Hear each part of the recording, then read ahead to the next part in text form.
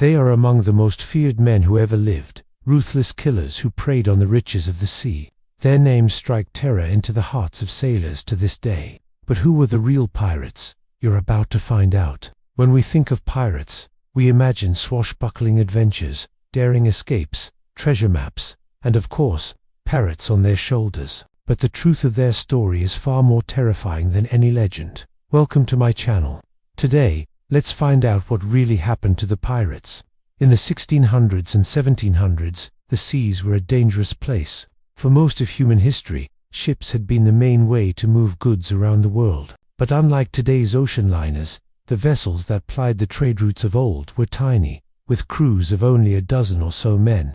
Traveling on these boats was risky, whether from storms, fire, or something much worse, pirates.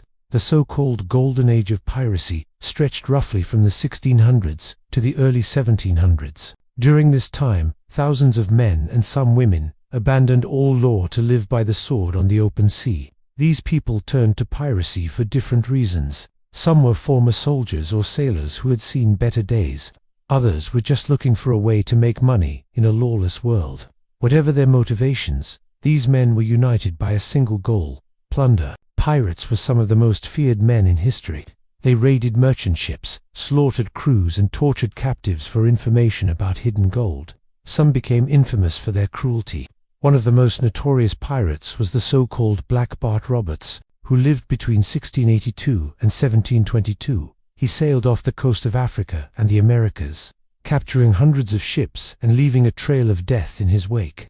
Like many pirates, Roberts had an interesting background before turning to the high seas.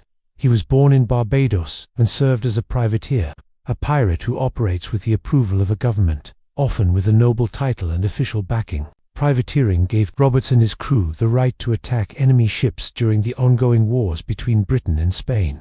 However, as historian Angus Constant points out, privateers were essentially pirates and were often indistinguishable from their less savory brethren.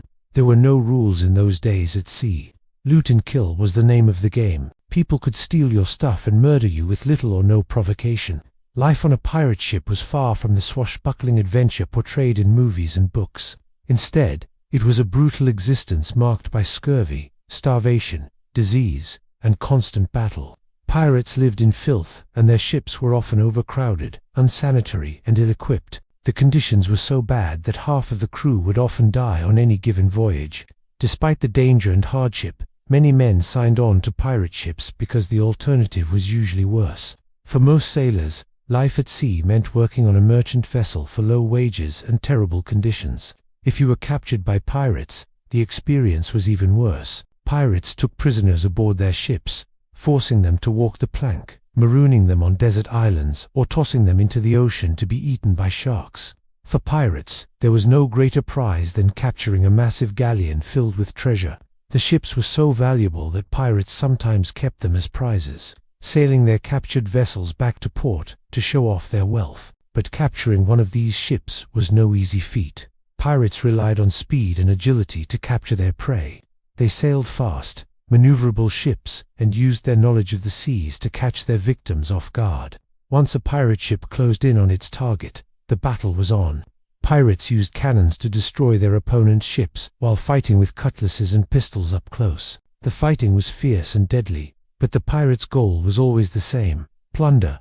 They looted the captured ships, taking everything of value before sinking the rest. In the end, most pirates met a violent and untimely demise.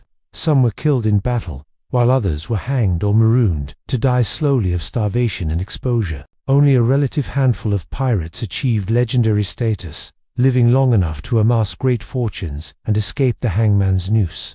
But even for these men, the end often came swiftly and unexpectedly. As historian David Cordingley has pointed out, a pirate's life was never his own. They lived by the code of greed and violence, which meant that anyone was a potential enemy. Pirate captains often found themselves fighting not only against rivals on the high seas, but also against their own crew. Mutiny was commonplace, and a captain could find himself under attack from his own men at any time. Eventually, almost all pirates died violent deaths, either by the sword or the hangman's noose. By the 1720s, the British Navy began a campaign of terror against piracy. Captured pirates were publicly executed, Their bodies hung in cages along harbors as warnings to other would-be rogues. So the next time you hear the word pirate, remember that these men were not romantic heroes. They were ruthless killers who lived by the sword and died by it too.